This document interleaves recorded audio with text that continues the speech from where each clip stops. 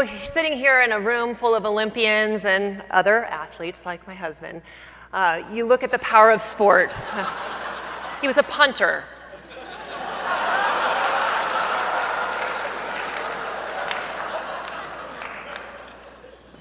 We all deal in numbers, be it a yardage, be it a place, first, second, or third, be it a time, or be it a date.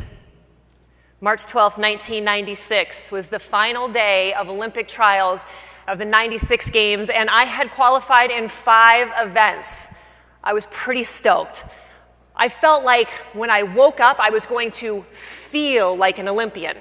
I don't know what feeling like an Olympian is. I didn't know at the time. I thought at the time it was going to be that I was going to have great hair, a clear complexion, and that I was going to have the hottest boyfriend in the planet.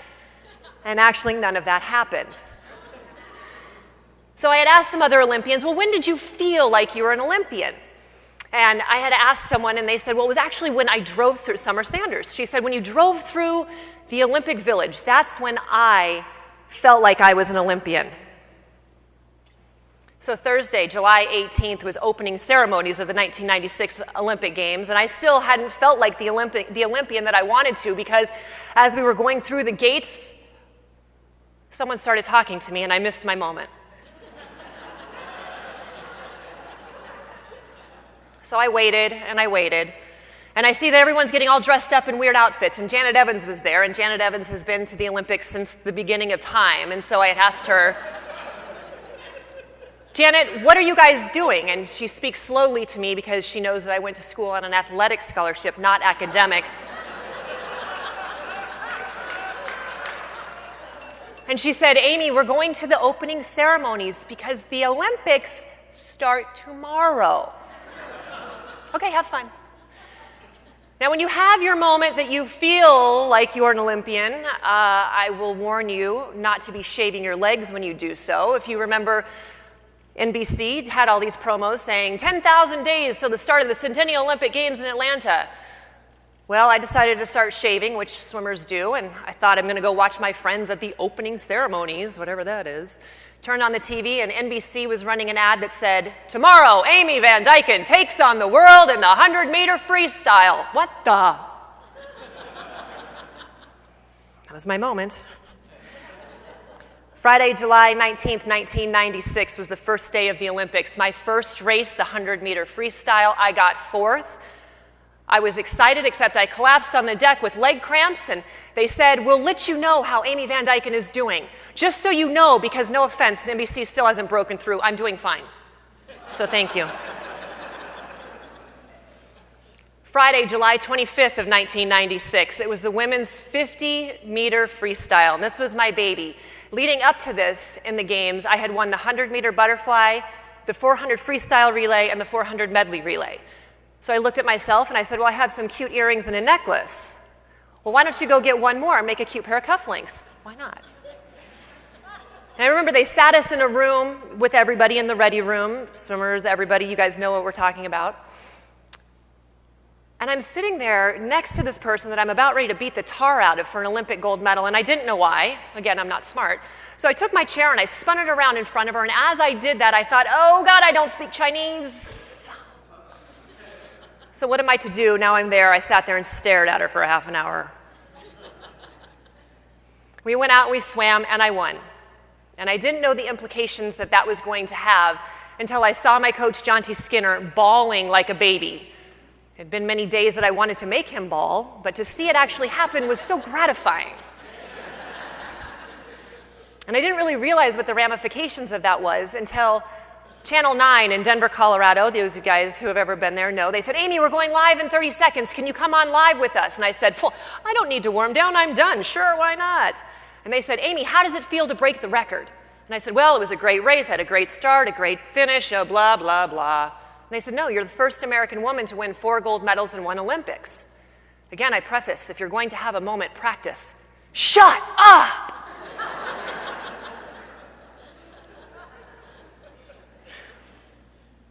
August 9th through 16th, 2000. It was the Olympic trials for the 2000 games, and I had come off of 2 shoulder surgeries that were supposed to end my career.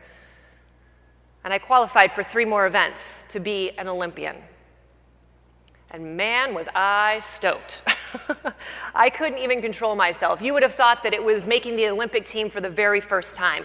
Because what had happened was at the Olympic Training Center, I was doing, what they call a snatch, right? So you snatch and woohoo, the bar goes up over your head. Well, there was a guy that was there who was a volleyball player. He was very cute. Honey, don't listen. And he said, well, I thought you were strong. What is this? And I said, well, no, I was only warming up, and I slopped the weight up there, and I went to do the lift, and I popped my shoulder right out through my armpit, and I never got asked out, and I don't know why. But overcoming that was one of the greatest things that had ever happened in my life. Saturday, September 16th of 2000 was the first day of the Olympic Games in Australia. And what an exciting day it was. I wasn't going there as the person who was going to swim a gajillion events. I was there to swim 2 relays in the 50 free, which was pretty good. And then at the end of that, Saturday, September 23rd of 2000, I won my very last gold medal. And I remember standing there with my teammates, and you can actually see a picture. I've got my head on Dara Torres' shoulder, just like, oh, for the love of God, thank you, it's over. It had been such a long run. Being an Olympian, such a privilege, such an honor. And to stand there with my teammates who I had worked so hard with through all those years. But then I looked next to me and there were some other people. As John mentioned, I was an asthmatic. There was that asthmatic little kid who just wanted to be like everybody else. Then you had the 23-year-old kid who I did fail to mention, missed the 92 Olympic team. Shh, don't tell anyone. The 23-year-old who did it better than anybody else who had ever done it before, and me. We never wanted to acknowledge each other up until that moment. And then at that moment, I realized I didn't get to being where I was without having them. So I'm extremely proud to call them me. I wasn't going to mention this, but my husband made sure that I did. March 10th, 2001, I got married. Thank you. Friday, June 6th, 2014 at 7:30 p.m. I left dinner with my husband. I don't remember anything. I remember walking out of dinner. Apparently, I jumped on my ATV, and that ATV sure tried to get me. But in the spirit of being an Olympian, your heart and your soul and your body are so strong. I had a concussion, 4 broken ribs, 4 broken vertebrae, and 2 vertebrae, T11 and T12, were smashed. And that thing still didn't get me. The power of sport is why I'm here today to talk to you. Without having been strong mentally and physically, I wouldn't be here today. I trained as hard as I did for the games every single day in rehab. I woke up at 8 in the morning, trained all the way through until 4 p.m., and my people who were there with me had no idea what they were doing, and I kept telling them, this is how we used to train. Except this time, I wasn't training for a gold medal for my country. I was training for my life, to be able to be here and to be with the husband who I love to make fun of.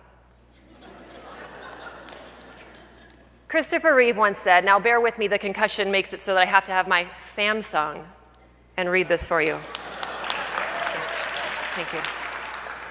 A hero is an ordinary individual who finds the strength to persevere and endure in spite of overwhelming obstacles. Every single Olympian and Paralympian is a hero. Every single one of them has obstacles that they have to overcome to be able to do what they do. And so, with the power of sport, I just want to say thank you to all of you for having me. Thank you to the Olympians and Paralympians for being the heroes that you are and that you continue to be. And have a lovely evening. God bless.